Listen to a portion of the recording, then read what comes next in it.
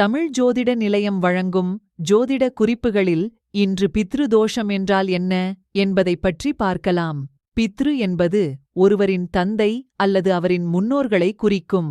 பித்ரு தோஷம் என்பது தந்தை அல்லது தந்தை வழி முன்னோர்கள் பிறருக்கு செய்த கெடுதலான செயல்கள் அல்லது அவர்கள் வாழுகிற காலத்தில் செய்யும் கெடுதலான செயல்கள் அவர்களின் சந்ததிகளின் வாழ்க்கையில பிரச்சனைகளை ஏற்படுத்துவது.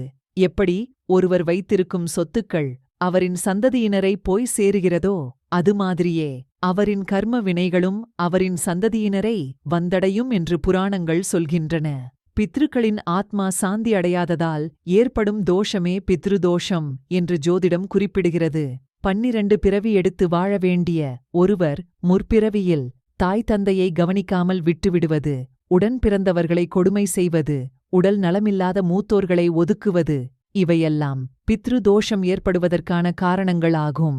ஒருவரின் ஜாதகத்தை பார்த்தால் அவருக்கு பித்ரு தோஷம் இருக்கிறதா என்றும் அந்த தோஷம் அவருக்கு என்ன மாதிரியான பிரச்சனைகளை கொடுக்கும் என்பதை ஒரு ஜோதிடரால் துல்லியமாக சொல்லிவிட முடியும். முன்னோர்கள் செய்த தவறுகளுக்கு தீர்வு காணும் வகையில் ஒருவரால் செய்யப்படும் யாகம், பூஜை, ஹோமம், அன்னதானம் செய்தல், வறுமையில் உள்ளவர்களுக்கு உதவி செய்வது போன்றவற்றை செய்து பித்ரு தோஷத்திலிருந்து தீர்வு காணலாம் என்பது தவறு. இந்த பிறவியில் ஒருவர் செய்யும் பரிகாரங்கள், நற்செயல்கள் ஆகியவை அவருக்கு அடுத்த பிறவியில் மட்டுமே நன்மை தருமே தவிர இந்த பிறவியில் கிடைக்காது.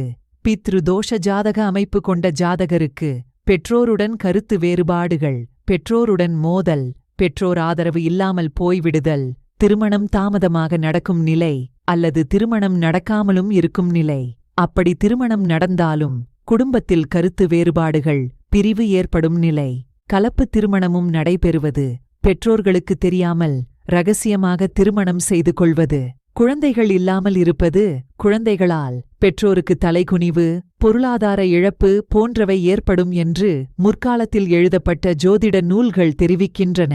கடவுளிடமிருந்து நமக்கு கிடைக்கும் அனுகூலங்கள் அனைத்தையும் நம்மை சேராமல் பித்ரு தேவதைகள் தடுத்துவிடும் என்றும் அந்த ஜோதிட நூல்கள் தெரிவிக்கின்றன.